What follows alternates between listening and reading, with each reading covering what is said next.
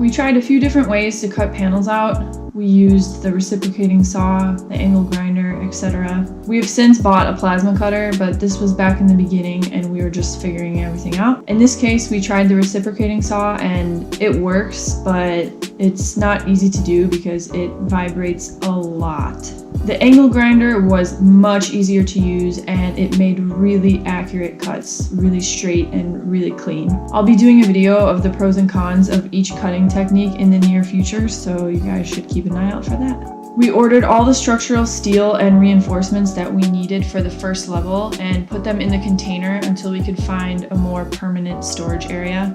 We have to keep everything covered from the elements here, so we have kind of a limited amount of covered storage to use for that purpose, so we have to make do with what we have. We ended up using the angle grinder for most of the cuts that we had to do. We cut out several panels rather than one large panel because they are pretty heavy and it's really difficult to move them if they're too large, considering it's just Vion and I, so we have to limit the weight of the panel to move it around the land and get it out of the way when we don't need it. For the corners, we used the reciprocating saw, so we were sure we wouldn't cut too far in either direction. And it's just perfect for the corner because it's just a tiny little piece left to cut, so it does the job.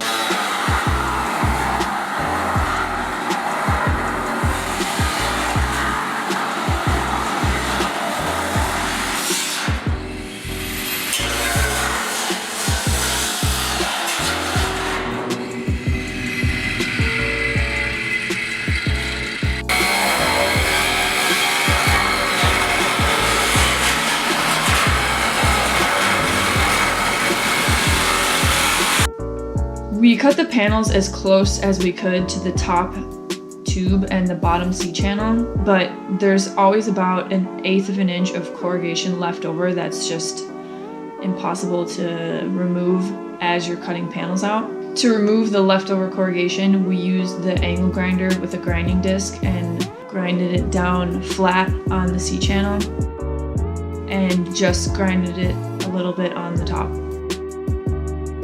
We need the bottom C-channel to be flat because eventually we will weld the two containers on the first level together and the flat bar will sit on top of the C-channel. So if there's any corrugation sticking up, it'll make it a little bit more difficult to weld. We are working on welding in the reinforcements for this container right here. So we're gonna drop a C-channel, I guess lift a C-channel up there, and then we have a, I don't know if you can see our structural steel in there, that we are welding vertically. So we're working on grinding the surface down on the top, on the bottom, cleaning up the metal a bit because it's a bit rusty. It's crazy. It's like one day on the coast and everything just starts to be rusty. And then we have to prepare the paint and paint the structural steel immediately after we're done welding to protect it. So we have a big day ahead of us, and giddy on up. We used several bar clamps and C-clamps to hold the reinforcements in place before I could weld them. After we had the reinforcements in place, we stitch welded them to the top.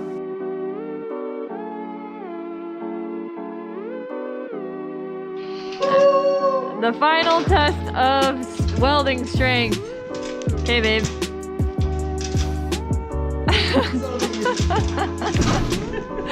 We did it! Now, we're gonna grind down all the welds. So yeah, after that we paint and move on to the next opening. Woo! From the structural steel we had delivered, we cut the pieces we needed for this part of the container.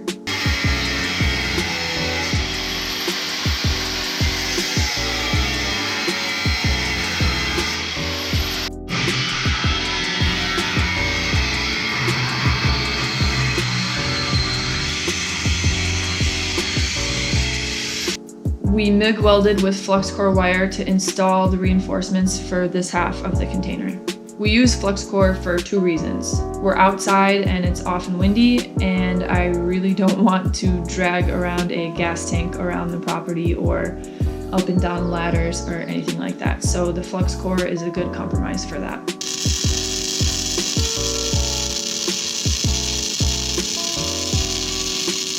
So this is just a quick reminder to you all. We started with 0 construction experience, so we're always learning as we go along. This was the beginning of us learning how to work with steel. We've learned so much since the beginning, and we are always trying to figure out what will work best for each application. Sometimes the best way to figure out if something will work, aside from research, is trial and error, and we often find ourselves testing new ways of doing something and see how they'll work for us. So experience is a good teacher. We have a lot of work ahead of us, and I have so much footage to process and upload for you all. So subscribe to see more content, and thanks for watching.